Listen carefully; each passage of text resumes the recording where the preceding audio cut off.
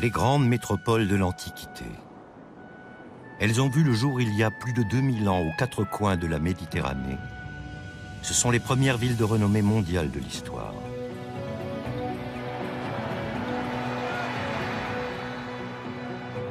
La population se concentre dans des lieux où se développent les arts, le commerce et les sciences. Dans leur lutte pour le pouvoir et l'influence, ces cités mythiques rivalisent de magnificence, en bâtissant des bâtiments toujours plus somptueux. Ces métropoles attirent des hommes venus de tous les pays et de toutes les cultures à la recherche d'une vie meilleure.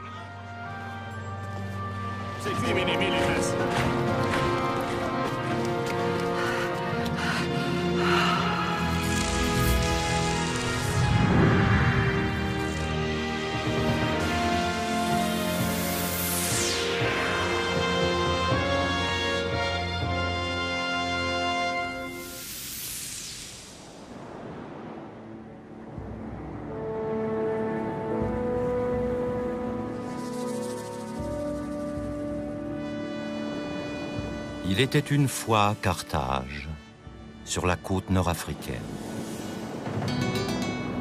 Une ville de commerce et de négoce, port d'attache de l'un des plus grands peuples marins de l'histoire. Les ancêtres des Carthaginois sont les Phéniciens. À bord de leurs navires, ils ont débarqué en Afrique il y a plus de 3000 ans. Petit à petit, ils ont colonisé la côte nord-africaine. Excellents marins, ils ont navigué au large de l'Afrique et ils auraient même atteint les côtes américaines.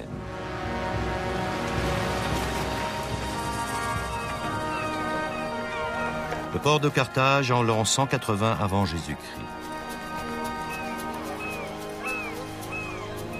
C'est ici que commence l'histoire de Magon. Il est sur le point d'entreprendre un long et périlleux voyage. C'est aussi l'histoire de la richesse de Carthage et de ses négociants qui jadis régnaient sur la Méditerranée. Une histoire d'esclavage au dénouement heureux, une histoire sur le pouvoir de l'amour, de l'argent et des dieux. Et l'histoire d'une ville dont le succès et la fortune finiront par provoquer la convoitise et la haine. Là où s'étendait la cité de jadis, on trouve aujourd'hui d'élégantes villas. Carthage n'est plus qu'un faubourg de Tunis. Rien ne laisse soupçonner sa grandeur d'autrefois.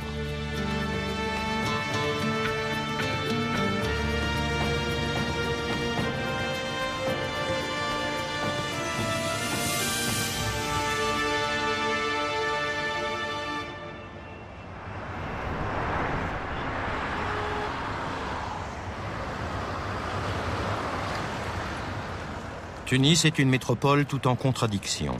Ici, l'Afrique rencontre l'Europe, le présent se heurte au passé. Tunis a beau être la capitale de la Tunisie, elle est loin d'égaler la puissance de l'ancienne Carthage.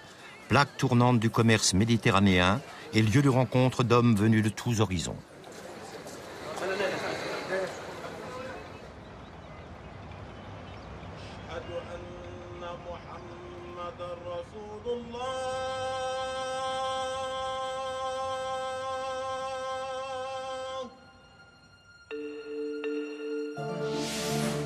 En 814 avant Jésus-Christ, des marins et des commerçants phéniciens fondèrent Carthage pour en faire un comptoir commercial. D'ici, ils pouvaient avoir un contrôle sur toute la Méditerranée occidentale. Des navires venus des quatre coins de la Méditerranée faisaient escale dans le port de Carthage.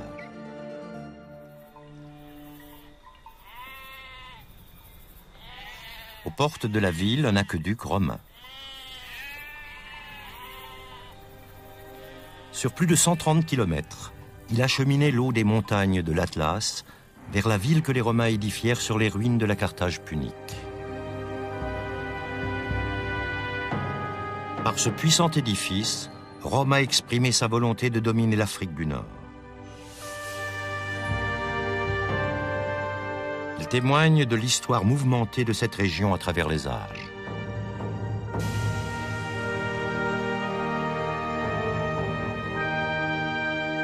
En se mêlant à la population locale, les colons phéniciens donnèrent naissance à un nouveau peuple, les Puniques.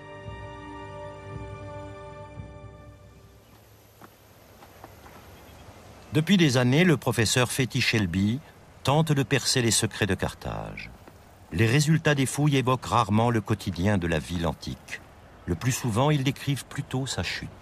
On retrouve ces traces, les vestiges de cette catastrophe dans les fouilles de la couche de 146 de destruction, qui sont des couches noires de cendres, de poutres qui ont brûlé. On rencontre dans ces fouilles des plans fendus, des armes, des javelots, des cadavres, des crânes fondus, toutes sortes de témoignages de cette épouvantable bataille qui s'est déroulée ici sur cette colline et qui ont sonné le glas de la Carthage punique.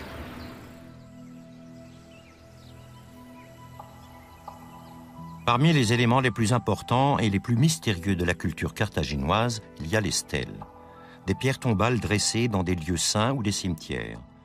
Elles présentent des inscriptions énigmatiques.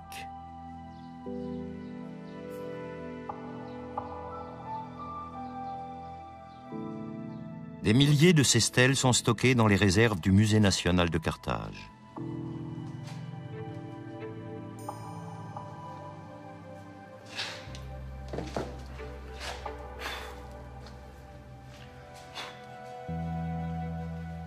Pour Fethi Shelby, ce sont des témoins inestimables d'un passé très lointain. Elles ont plus de 2000 ans.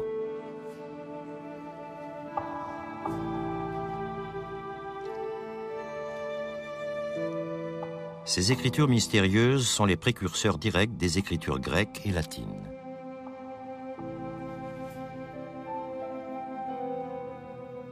Cet alphabet est arrivé à Carthage avec les Phéniciens. Nombre d'entre eux demandaient à la déesse Tanit, patronne de Carthage, de les protéger des dangers d'un long et redoutable périple en mer. Pour cela, ils faisaient don d'une stèle à la divinité, dont on retrouve le symbole un peu partout.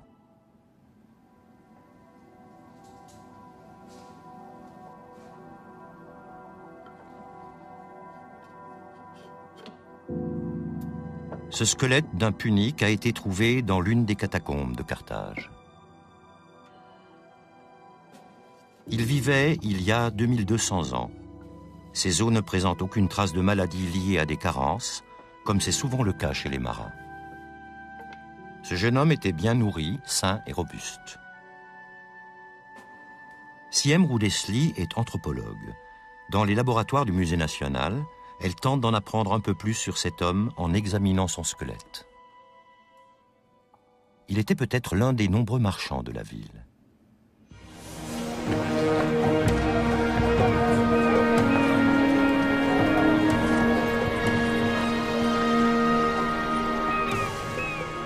Le port de commerce est le centre névralgique de Carthage.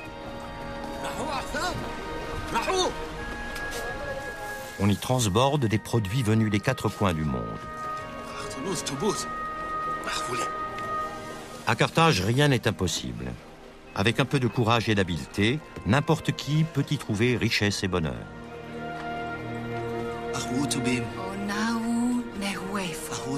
Magon est navigateur. Il a embarqué sur un bateau qui vogue vers la côte africaine à la recherche de trésors minéraux. Avec l'aide des dieux, Magon va contribuer à la gloire et à la richesse de la ville. S'il réussit, il pourra enfin épouser Bériclite.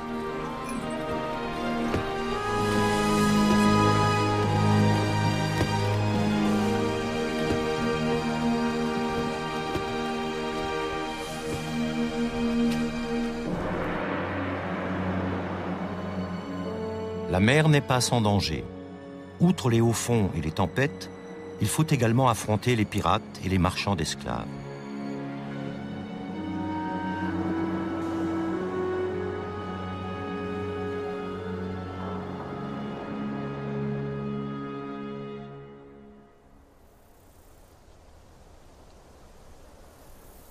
Les vestiges d'un quartier d'habitation. Les maisons sont très rapprochées et comportent plusieurs étages.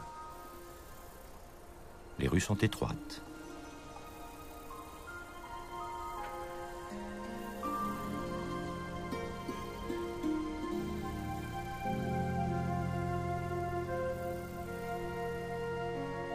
Au VIe siècle avant Jésus-Christ, Hanon partit explorer la côte ouest de l'Afrique. À son retour, il raconta les montagnes et les gigantesques créatures velues crachant du feu. Pour étayer ses récits, il rapporta la fourrure d'un gorille.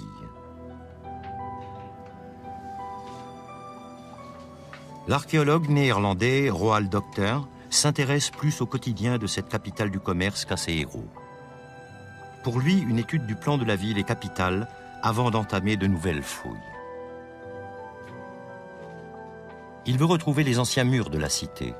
Nombre d'archéologues ont tenté de le faire avant lui, en vain.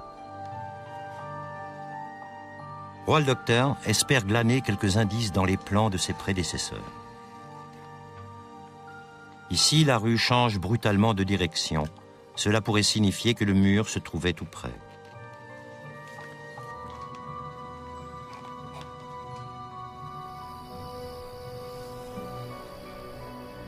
Roald Docter espère le trouver ici. Les archéologues ont déjà creusé 10 mètres en profondeur pour retrouver l'histoire de Carthage. Ces escaliers traversent les aires byzantines et romaines avant de mener au reste de la ville punique. Ces pierres appartiennent-elles aux murs de la cité, à l'ancienne Carthage, que ses habitants ont dû protéger des tribus nord-africaines ?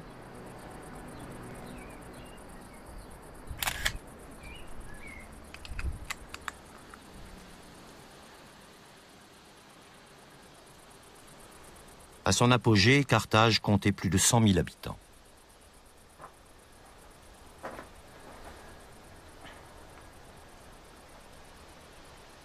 Mais la ville n'était pas située sur la rive d'un fleuve et il n'y avait pas suffisamment de points d'eau. L'économie de l'eau à l'époque punique était vraiment admirable. À Carthage, on a retrouvé des centaines de citernes. Chaque maison avait sa citerne propre. Ces citernes sont très profondes, étroites et allongées, et elles sont recouvertes d'un enduit étanche qui est très résistant et excellent, qui a permis de les conserver. Et ces citernes étaient approvisionnées par une adduction d'eau qui provenait de la terrasse grâce à des tuyaux en terre cuite. Contrairement aux Romains, les Carthaginois n'utilisaient pas d'aqueduc. Peut-être que ces immenses conduites d'eau, cibles faciles à détruire en cas de guerre, ne leur inspiraient pas confiance. Ils préféraient se fier aux citernes. Ainsi, même en période de siège, leur approvisionnement en eau était assuré.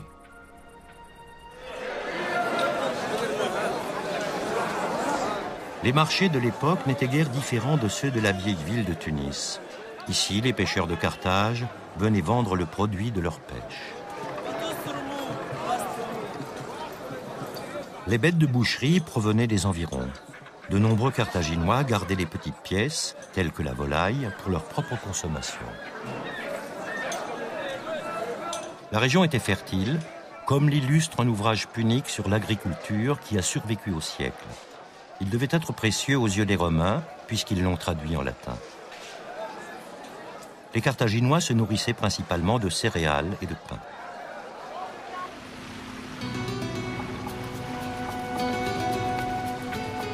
Mais ils vivaient essentiellement de la mer. C'est grâce à elle qu'ils connaissaient une telle prospérité. Une puissante flotte de guerre protégeait les navires marchands. Ces galères étaient réputées et craintes.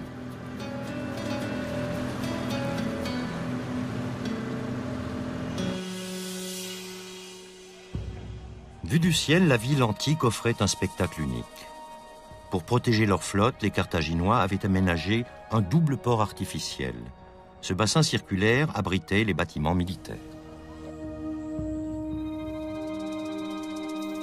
De ce port, il ne reste aujourd'hui que quelques pans de murs et le bassin de forme arrondie.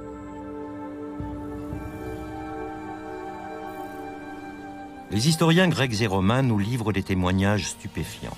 D'après eux, ce port pouvait lancer l'intégralité de sa flotte en un temps record.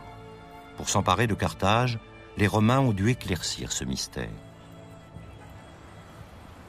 Ce port était un endroit très secret. Comme il y avait plusieurs et beaucoup d'étrangers qui étaient à Carthage, les Carthaginois l'avaient entouré d'un grand mur pour empêcher que les regards indiscrets ne voient ce qui se passait dedans. Ils ne pouvaient compter, par exemple, le nombre de navires qui étaient ici, en réparation. C'était donc un endroit particulièrement protégé et secret de la ville.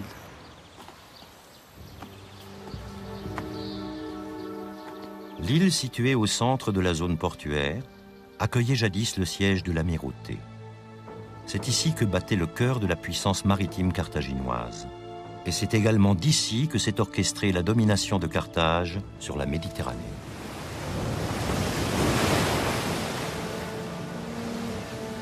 Les vaisseaux de guerre protégeaient les voies maritimes et les installations commerciales contre les pirates, mais n'hésitaient pas non plus à dévaliser les autres navires. La suprématie de la flotte carthaginoise n'était pas due à ses navires, mais à ses rameurs et au talent de ses capitaines.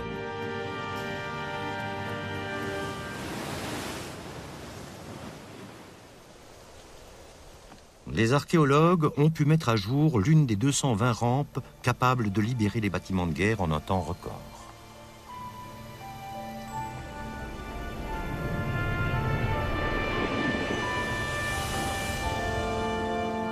Mais il ne s'agit là que d'une infime partie du secret de ce port très sophistiqué.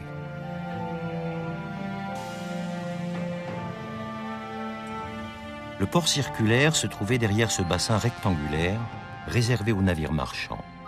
Il était donc invisible depuis la mer et de surcroît, il était fermé par une porte.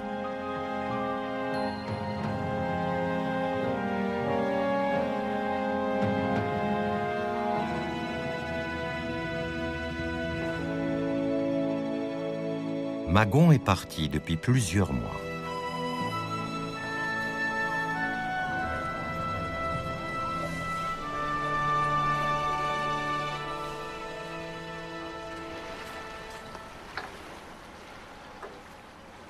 Voici le port de Kélibia, d'origine punique. Ici, on trouve encore certains de ces immenses navires en bois qui ont régné sur la Méditerranée.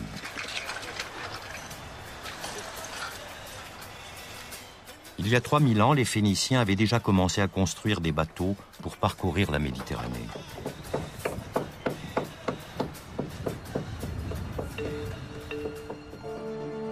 Ils venaient de la cité-État de Tyr, dans l'actuel Liban.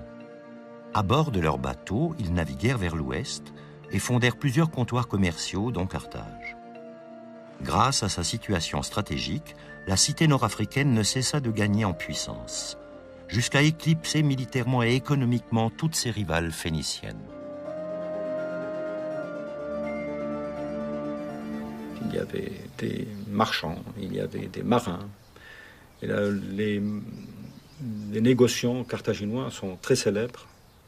Ils étaient aussi célèbres que ceux de Phénicie, qui sont connus par tous les textes de l'Antiquité. Carthage était, n'oublions pas, une puissance commerciale de premier ordre. Une des forces du peuple carthaginois est sa capacité à assimiler les autres cultures. Les quelques statuettes conservées présentent des traits grecs et égyptiens. L'ouverture d'esprit des Carthaginois est certainement l'une des raisons principales de leur réussite dans le négoce.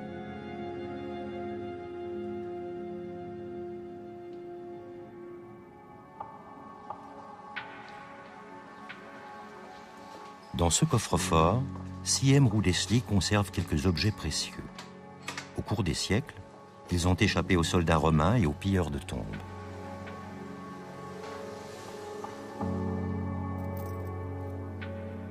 Ces bijoux sont les témoins les plus intimes d'un passé depuis longtemps révolu.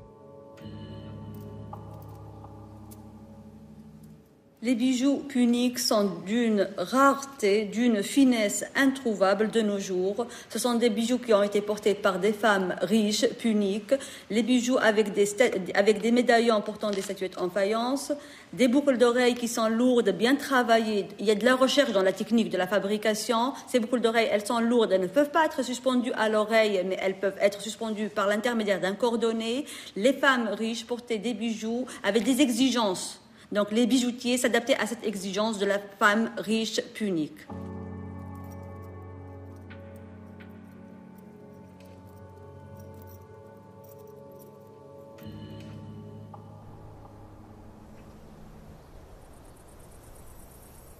Kherkouane.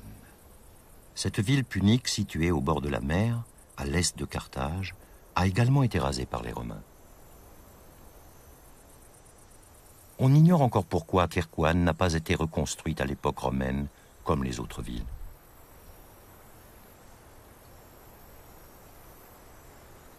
Mais c'est justement pour cette raison que Kherkouane peut fournir de précieux détails sur l'urbanisme et la société punique.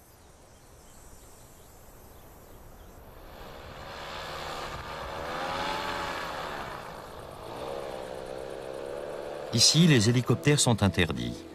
Alain Arnoux a été autorisé à utiliser un parapente motorisé pour profiter de la vue d'ensemble du site, une grande nouveauté.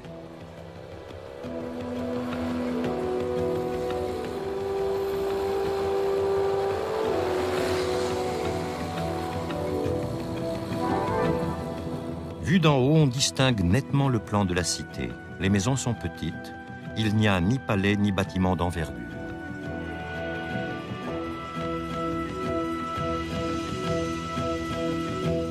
Nous savons aussi par les institutions carthaginoises qu'il y avait bien sûr des suffètes, c'était les chefs de la politique de Carthage. Il y avait aussi des prêtres qui s'adonnaient au culte de toutes les divinités dont on en a parlé. Et ces prêtres sont évoqués aussi sur à la fois sur les stèles votives du Tophet, mais aussi sur des stèles funéraires. Donc c'était une société très complexe, qui était composée de plusieurs corps de métiers.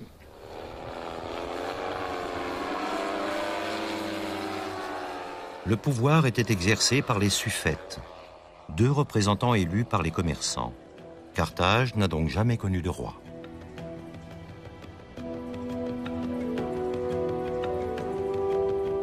Une formule qui permettait de contenir les ambitions individuelles. Les décisions politiques étaient motivées par la seule réussite économique de la ville. En quelque sorte, il s'agissait d'une démocratie, mais pas pour tout le monde.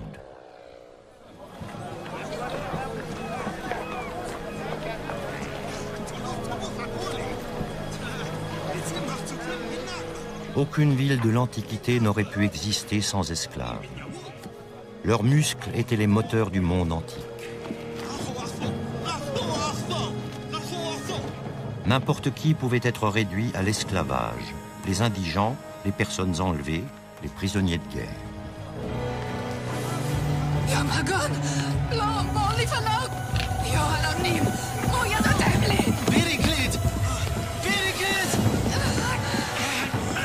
Le bateau de Magon a été attaqué par des pirates. Au lieu de rentrer chez lui couvert de richesses, l'homme libre est devenu un esclave sans aucun droit et abandonné des dieux.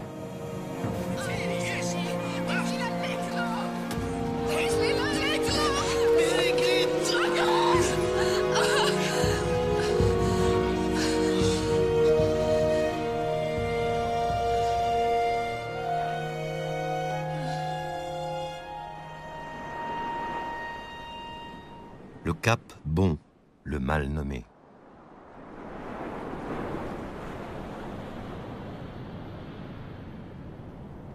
Dans l'Antiquité, c'était un lieu de terreur et de souffrance. Ici, esclaves et criminels extrayaient les pierres nécessaires à la construction de Carthage.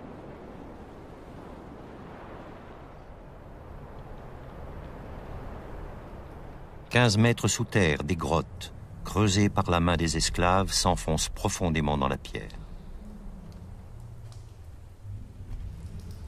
Sur les parois, on distingue encore les traces de leurs ciseaux.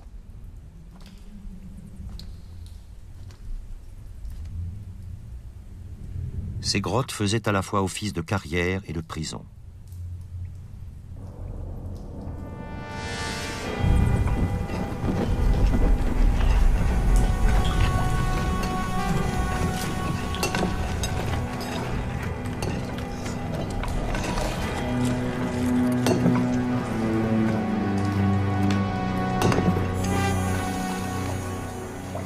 Lorsque le destin conduit un esclave dans les carrières du Cap Bon, c'en est fini de lui.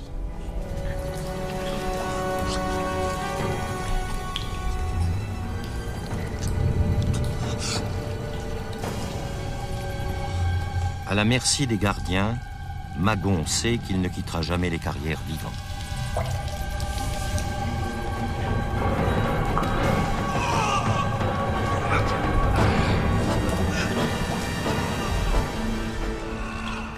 Une journée de voyage à peine le sépare de son ancienne vie. Car chaque jour, des navires chargés de pierres quittent le Cap Bon à destination de Carthage.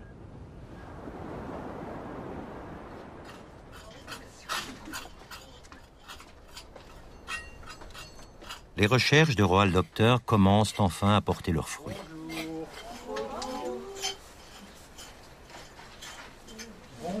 Avec ses assistants, il a retrouvé les restes du mur de la ville punique.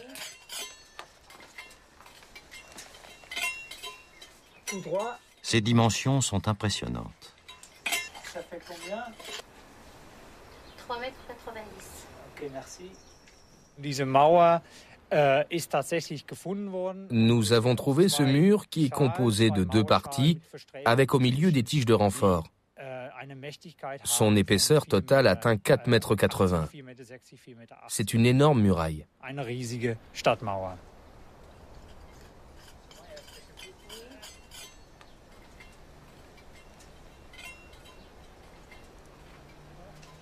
Ce mur avait un rôle défensif, mais il marquait également la séparation entre les quartiers d'habitation et les zones industrielles.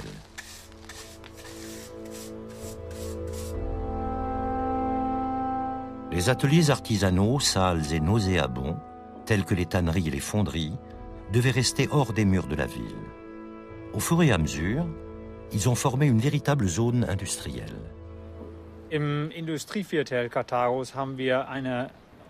Dans le quartier industriel de Carthage, nous avons trouvé un grand nombre de ces soufflets à l'intérieur des fourneaux. Nous les avons examinés dans le laboratoire d'Amsterdam. Dans la partie située à l'intérieur du fourneau, on a trouvé une forte teneur en calcaire.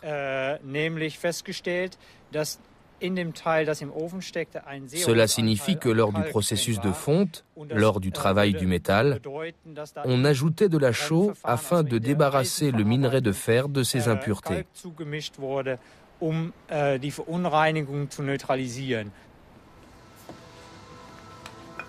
Pourtant, l'usage de la chaux dans l'extraction du minerai de fer et la production de l'acier est apparu bien plus tard. Les Carthaginois connaissaient-ils déjà ce procédé il y a 2000 ans?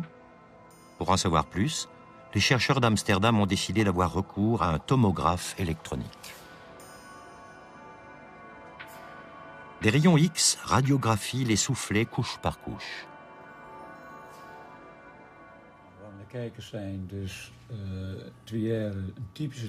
Les images ne laissent aucun doute. Les Carthaginois connaissaient bel et bien un procédé en plusieurs étapes permettant la fabrication du précieux minerai. Un procédé qui fut redécouvert au XIXe siècle, au début de l'ère industrielle. Dans l'un des soufflets, on trouve même une valve permettant de contrôler le flux d'air.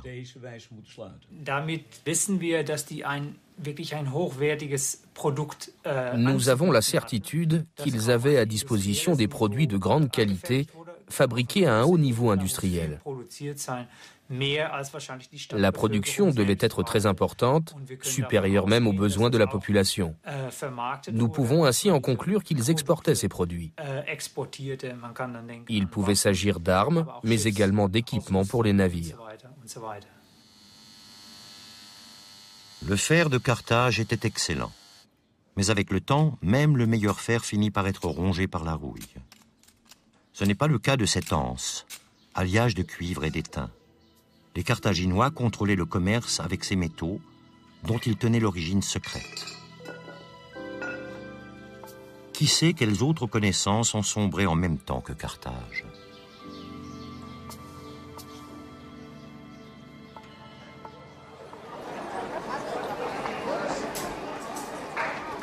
Dans les souks de Tunis, de nombreux artisans continuent à travailler à la main, comme il y a 2000 ans. Ils ont conservé les techniques qui proviennent en partie de l'époque de Carthage. Ici, on entretient des traditions ancestrales, preuve d'une certaine continuité entre les différentes cultures. Mais l'habileté et l'ingéniosité des artisans carthaginois ne suffisent pas à expliquer la position privilégiée de Carthage en Méditerranée.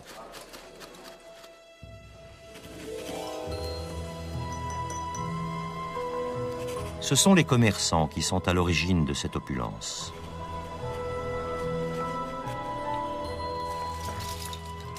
À Carthage, on faisait aussi le commerce de la pourpre, un pigment extrait d'un escargot marin qui, durant l'Antiquité, devint pratiquement aussi précieux que l'or. La pourpre était aussi réputée que le sens des affaires des commerçants carthaginois. Leur réputation allait même jusqu'à Rome. Pline l'Ancien décrit d'ailleurs leurs ancêtres phéniciens comme les inventeurs du commerce.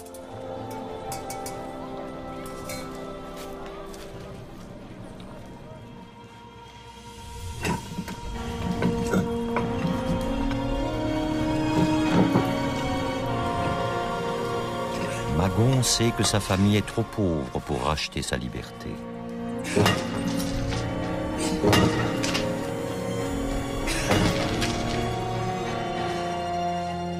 Seul Bériclite pourrait l'aider. En désespoir de cause, Bériclite va voir Naber, un riche parent.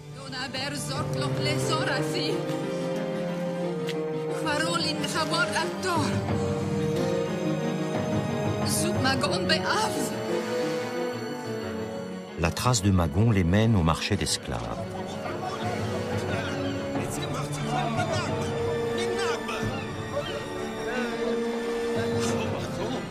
L'or de Naber pourra-t-il rendre à Magon sa liberté?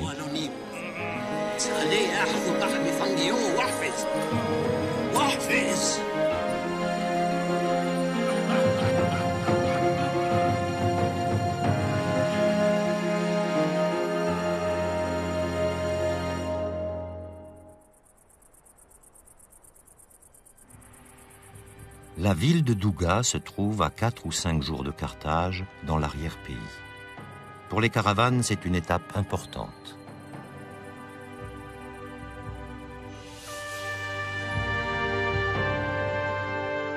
De même que l'or et l'ivoire, les esclaves de Carthage venaient du cœur de l'Afrique.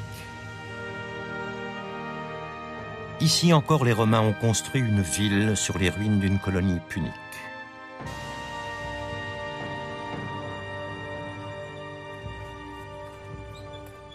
Sous les ruines de la ville romaine, les archéologues de Fribourg en Allemagne cherchent des traces de cette colonie. Les Puniques ont exploité la fertilité de cette région. On y produisait du vin, de l'huile et également des céréales. Du point de vue des transports, la ville de Douga était assez facile d'accès, grâce à la vallée de l'Oued Raled, qui est très fertile. Stratégiquement parlant, elle était également très bien placée sur cette colline aux rochers escarpés. Douga était donc aisément défendable. La ville disposait de matériaux de construction que l'on pouvait exploiter directement sur place.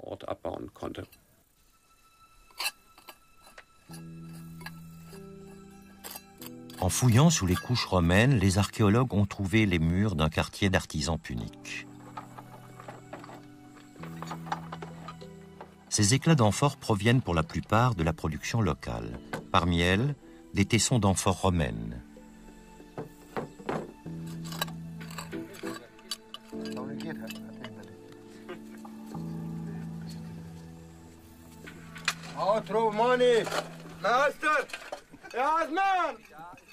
Une pièce romaine. Quelques années avant la destruction de Carthage, en l'an 146 avant Jésus-Christ, de plus en plus de ces pièces circulaient dans la région. Les Romains avaient réussi à attirer Douga dans leur camp.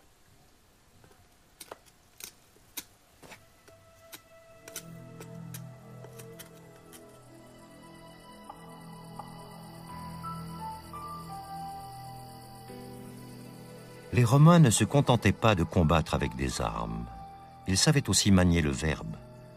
Ils ont lancé une rumeur selon laquelle les Carthaginois sacrifiaient leurs enfants sur le Tophet, leur lieu de culte.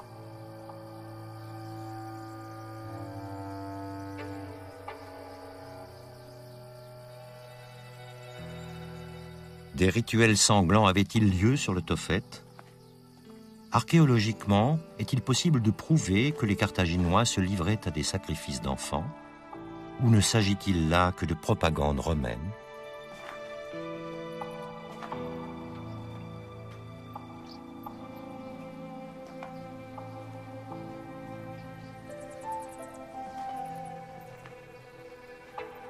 Sous les stèles, on a effectivement trouvé des eaux carbonisées qui, sans nul doute possible, appartenaient à des enfants.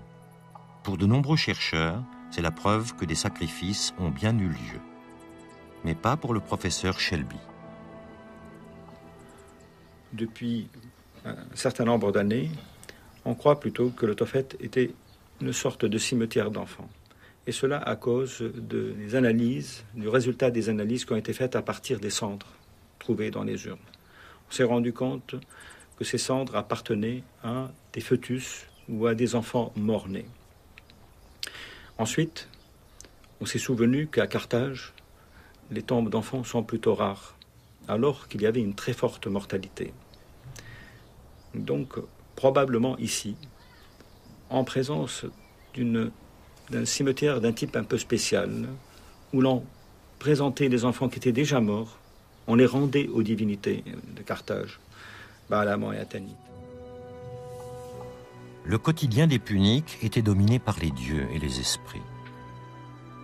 Parmi eux, le dieu Baal-Hamon, le protecteur de Carthage. Et Tanit, la déesse de la fertilité et de la prospérité.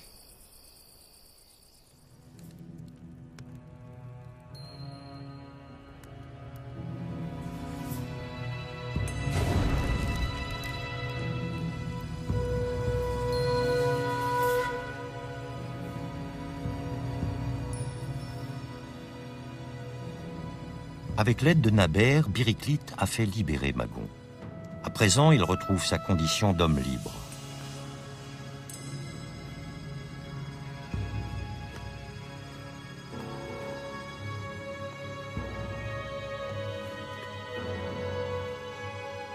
Le prêtre implore Tanit d'accorder sa bienveillance et sa protection à Magon.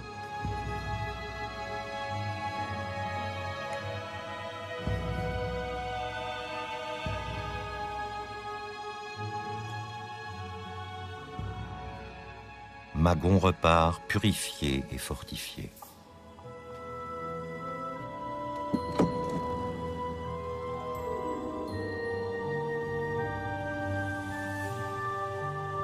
Devenu esclave suite à l'attaque de son bateau, Magon a retrouvé son statut de citoyen libre de Carthage. Yo Bériclite Sahli. Magon. Bahan Sahli. Yo Abi. Sous la protection de Tanit, il reviendra sûrement sain et sauf de ses prochains voyages vers des terres lointaines.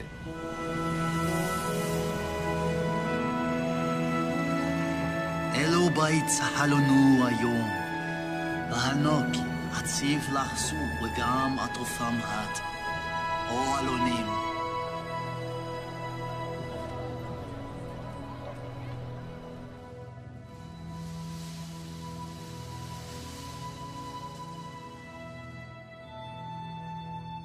Au musée de Carthage, 2 sarcophages, sans doute ceux d'un riche marchand et de sa femme.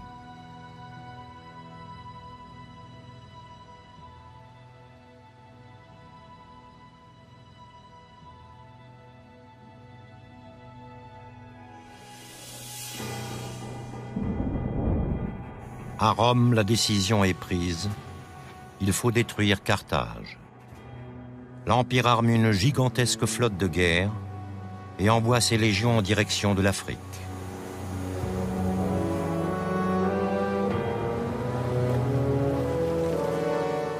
Au printemps de l'année 146 avant Jésus-Christ, Rome porte l'assaut décisif.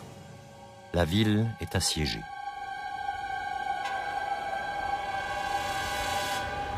Les soldats romains ont afflué du côté du port en gravissant les pentes de la colline vers la citadelle. Et en cours de route, ils ont détruit toutes les maisons tous les quartiers qu'ils avaient traversés. C'était un mouvement dévastateur. Des maisons ont été éventrées, se sont effondrées. La grande partie de la population a péri sous les décombres et dans les flammes.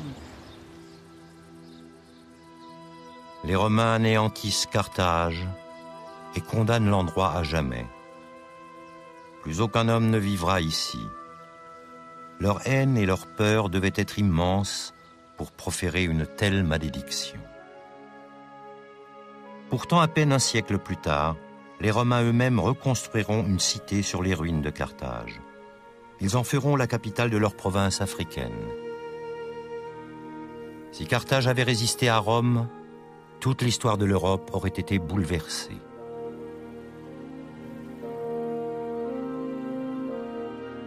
Mais une fois sa rivale anéantie, plus rien n'empêche Rome de devenir la grande puissance de la Méditerranée. Carthage, elle, est reléguée au rang de mythe. Elle restera toujours un lieu magique et continuera à susciter la fascination des hommes.